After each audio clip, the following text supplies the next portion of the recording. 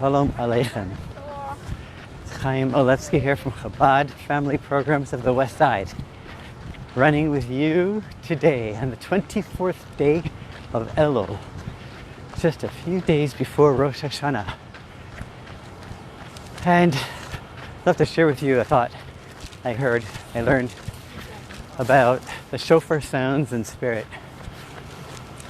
To see the whole talk, I'll just say one part of it. Go to the yeshiva.net. Rabbi Yossi Jacobson has an amazing talk. It's called The Secret of the Shofar Sob. And I'm just going to share one part of that, among other things. So, we all know that we blow the shofar on Rosh Hashanah. It's a mitzvah. Why do we blow the shofar? Because the Torah says, the words of the Torah is, on that day, usikatem teruah. And you should blow a teruah, a blast. Okay, we know that we need to blow a blast, a teruah. So what do? You get up there and you hear at least 100 blasts on Rosh Hashanah. So why so many? Just touch upon one part of it. The teruah itself. Everyone knows, if you hear the shofar sounds, that there are three sounds to the shofar.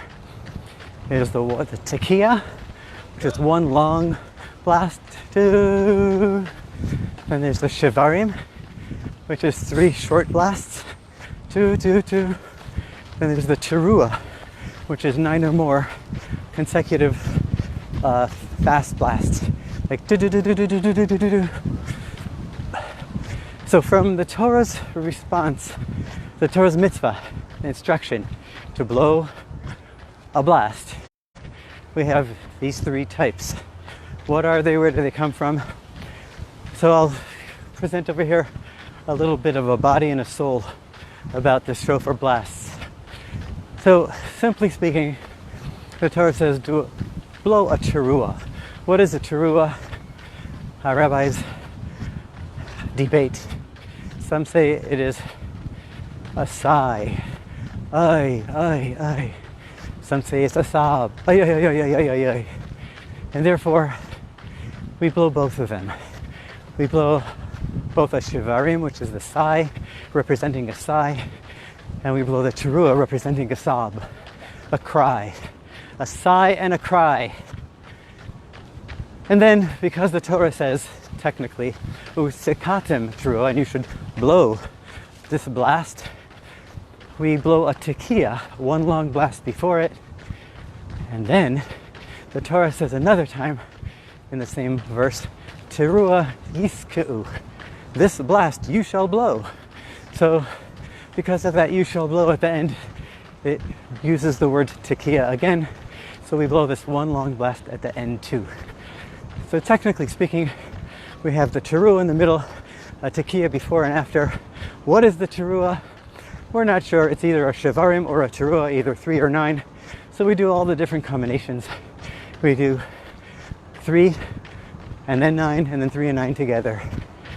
So it all ends up being tekiah, shivarim, teruah, tekiah, shivarim, tekiah, teruah, tekiah.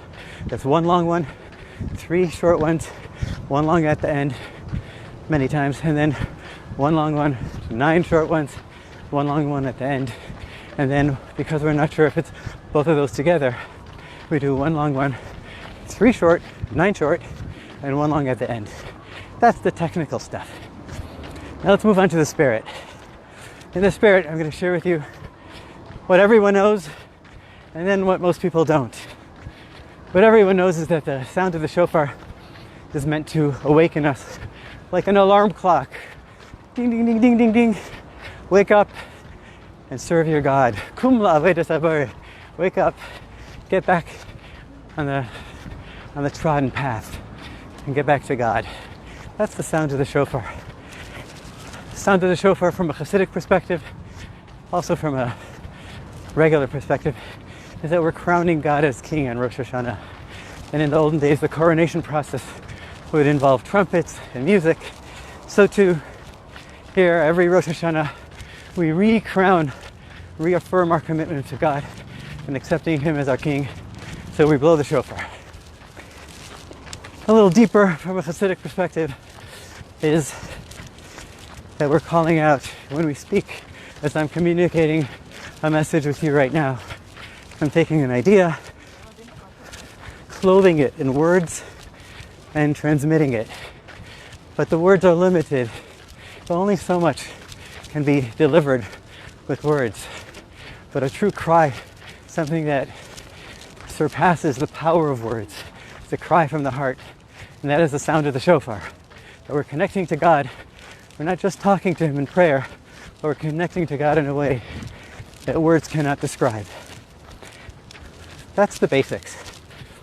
And now, we'll dive into another incredible idea, very relevant and helpful. And where do the sounds come from? This is the question. Where do these sounds come from? Why do we have the sigh and the sob? And traditionally, and if we have a sigh and a sob, why do we need the tekiah before and after? So these are the questions we're going to attempt to answer momentarily. The Talmud says, and I'm not going to go into the details now, I'm just going to say the basic idea. The Talmud says that the sigh and the sob, the sounds of the 3 and the 9 of the shofar, are derived from the sigh and a sob of a mother who was crying about her concern that her son would be lost before he would be able to fulfill his potential in this world. So here's a mother standing at a window, as the prophets describe, hopefully one day we'll get to, looking out and saying, "Where's my son?" And she's crying and sobbing. Has my son fulfilled his potential before he was taken? And that's the cry and the sob that we reenact every single Rosh Hashanah, every year, in every shul, in every home, all over the world. Where God is crying and sobbing about us as children and saying, "My children, have you reached your potential? Are you the best you can be? Are you maximizing your life and your connection to me, to God, and to other people in the best way you can?" The same cry and the sob is for us if we're trying to help another person, a friend, and we really, really empathize with them. In order to help somebody, you need to cry and sob. You need to empathize. You need to feel their pain. You need to know their anguish. You need to get into their skin and knowing them in a positive way and realize what they're going through, and only then are you able to actually help them. So when you're out there looking at a friend who may not have reached his potential and you want to help that friend, you need to have that cry and that sob, just like the mother did. And also, if you're a teacher, you want to really reach your students, you need to get them. You need to cry and sob along with them. And if you're a parent, you need to cry and sob along with your children and really understand them in order to help them reach their potential. So this is the idea of the cry and the sob. If so, why do we need a tekiah before and after? Why do we need that long, strong blast before the shofar blowing and afterwards? So, they are Kabbalists that this long blast of the tekiah, it represents a strong, firm, undeniable, invincible, unblemished, untarnished, pure, innocent, happy place that we all have within, at our core. It's our neshama, it's our core, it's a place that's never been hurt, never been damaged, and nothing can reach it in a negative way, nothing can hurt it. And this is what we need to do. We need to know that if we approach someone and want to help them, we need to know that this is not just a broken person that has a cry and a sob. We can't just see their brokenness and their anguish and their pain, because if we only see that, we won't be able to help them. We need to approach a person by seeing a whole person, seeing the wholesomeness of the person, and realizing here's a complete person that's perfect. There's some things that need to be tweaked. That's what the cry and the sob does. It helps tweak that which needs to be tweaked. But the person at its core is already perfect.